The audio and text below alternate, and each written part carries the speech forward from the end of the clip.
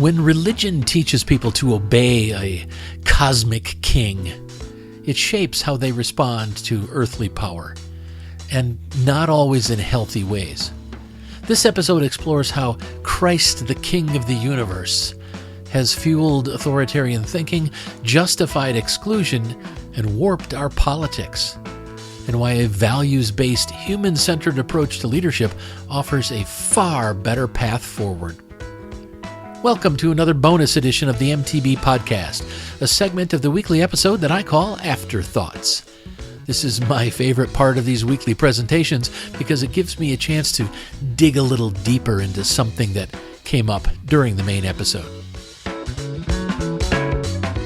So this weekend's celebration within the Catholic Church has a very dramatic title: The Solemnity of our Lord Jesus Christ, King of the Universe. It's quite a mouthful. It's often called the Feast of Christ the King, but it's not just a feast. It's a solemnity. So before we get into the bigger things, I want to pause on that first word, solemnity. In the Catholic Church, a solemnity is the highest ranking of feast days. It's higher than a feast, higher than a memorial. It's the Church's way of saying, this is foundational, this is doctrine. Pay attention.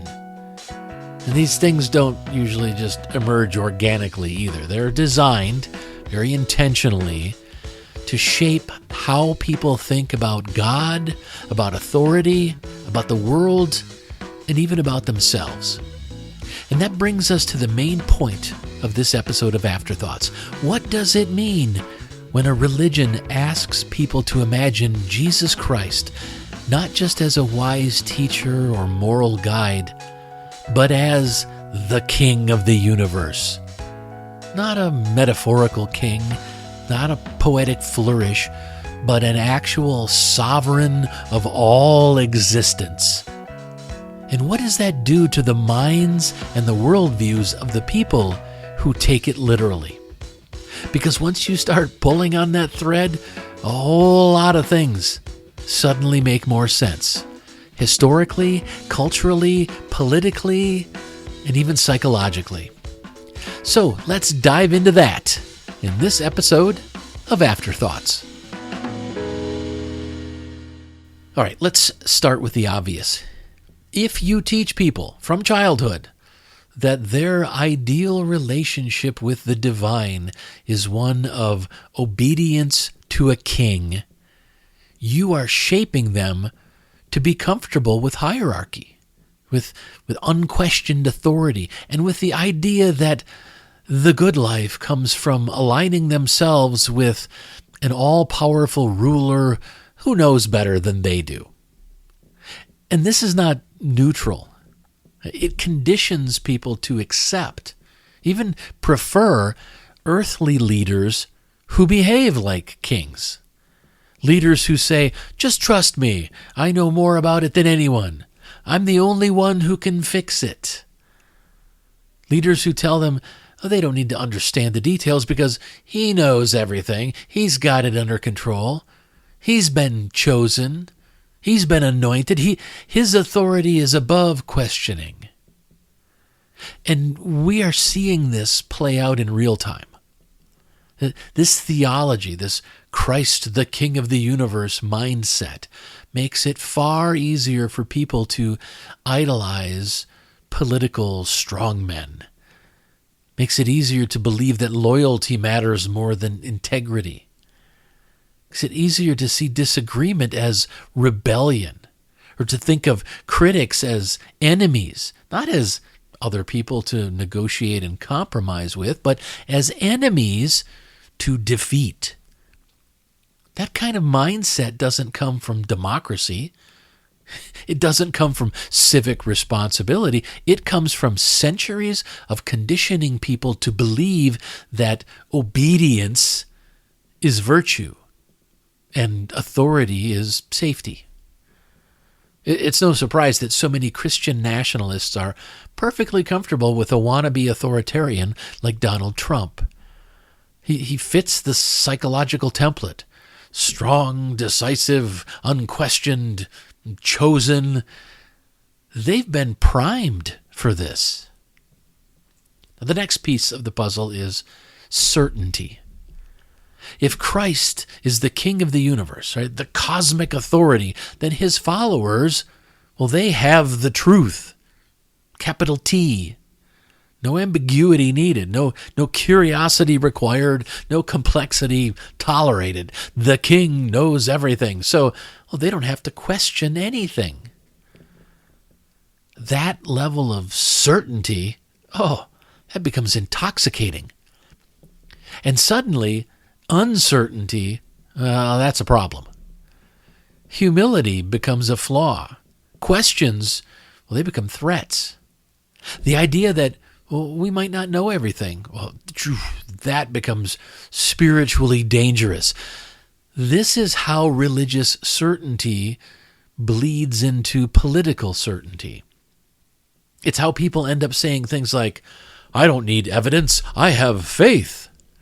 Or, the Bible tells me everything I need to know. Or, if this leader is God's chosen, then opposing him is opposing God. When people are conditioned to see certainty as a virtue, they lose the ability to engage with the world as it actually is. Complex, nuanced, ambiguous. Real leadership requires wrestling with ambiguity. Authoritarianism requires eliminating it. And guess which mindset grows out of the belief in an all-knowing cosmic ruler? Now let's talk about the harm this theology has caused and continues to cause. When someone believes the king of the universe agrees with their personal opinions, suddenly their personal prejudices become divine law. And here's how that process often works. They start with their own biases. Misogyny, xenophobia, homophobia, racism.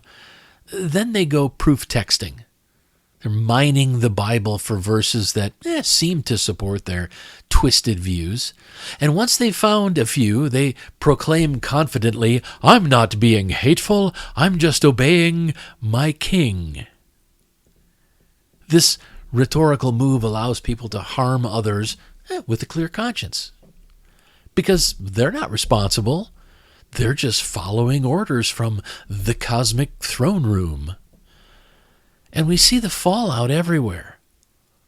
Anti-LGBTQ legislation justified as Christian values.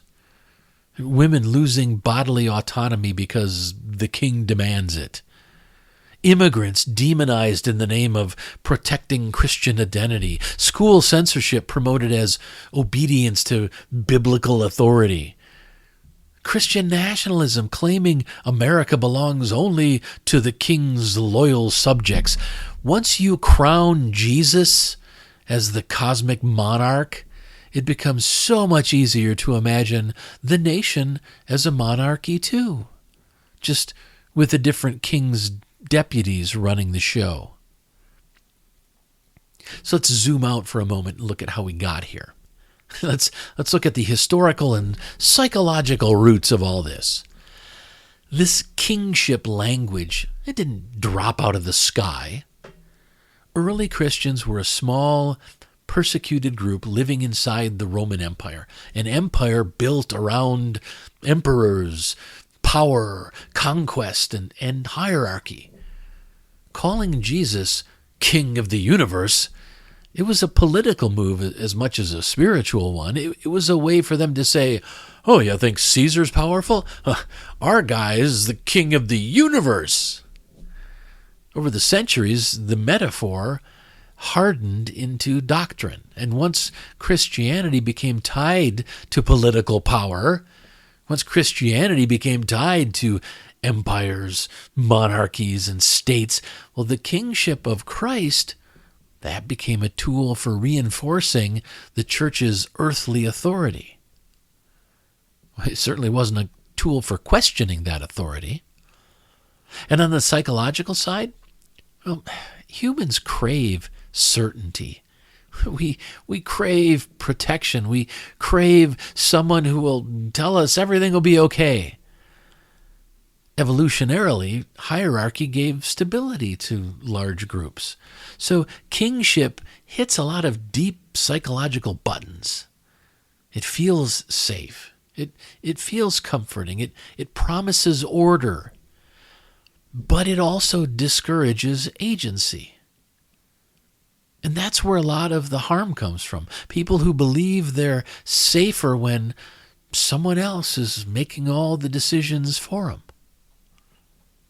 So what do we do with all this? Do we throw out leadership entirely? No, we need to rethink it, though.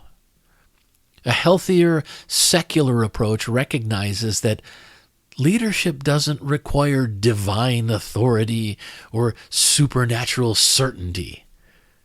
It doesn't require a throne or a crown. Leadership doesn't even require always being right. Real leadership, human-centered leadership, is built on foundational values. Cooperation. Hey, we move forward together, not under someone's boot. Empathy. We protect the vulnerable out of compassion, not out of some divine command. Fairness. Everyone deserves equal treatment, not just the loyal subjects. Integrity. We take responsibility for our choices instead of blaming holy orders from above. But also curiosity. We remain open and flexible and willing to learn because none of us has all the answers. When we live by these values, cooperation, empathy, fairness, integrity, curiosity, we don't need a king of the universe. We certainly don't need a political king pretending to have divine backing. And practically speaking, well, we support leaders who protect everyone, not just their base. We reject strong men who demand loyalty but don't offer any sort of care in return. We evaluate leaders by their compassion, not by their certainty. We call out attempts to legislate religious supremacy and demand that it be stopped. We keep the public square open to everyone, not just those who claim to have divine authority. This is what real leadership looks like. Not kingship, not cosmic hierarchy, not authoritarian certainty, but everyday people choosing fairness, empathy, and responsibility. So, as we reflect on this solemnity with the impressive title, Christ the King of the Universe, let's also reflect on where that metaphor has gotten us. And let's choose something better, something human, something healthy, something grounded in real values and lived out in real relationships for the real world. Because the world doesn't need another wannabe king. The world needs people willing to lead with courage, humility, and compassion. People who guide and protect everyone, not just their own few followers. That's the kind of leadership worth building. That's the kind of leadership worth demanding. And that's the kind of leadership we can choose to practice together.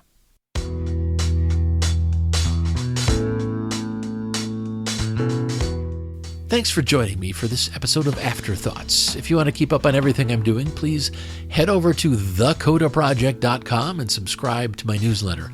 You'll get notifications whenever I publish anything, and I'll also keep you updated on the weekly live streams of Mythologizing the Bible.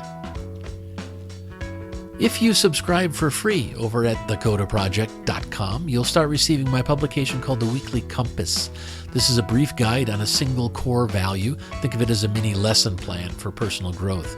It's perfect for families, students, and adults because I include discussion questions designed for each age group. As a subscriber, you'll also have access to The Guide to Kitchen Table Activism, which is a detailed resource designed to help you be politically active from your own home. The guide explains why activism is important, the philosophy behind kitchen table activism, and the foundational values it supports, before laying out how to use the tools you have to make your voice heard. It provides tools, tactics, and templates for you to use, and it only takes 15 minutes a week. If you care about our democracy, our country, and our world, then I encourage you to check it out. While you're at it, make sure you hit the subscribe button so that you'll start receiving my new upcoming newsletter called The Kitchen Table Activist. Thanks again for listening. Until next time, remember to question everything, keep what's good, and live what matters.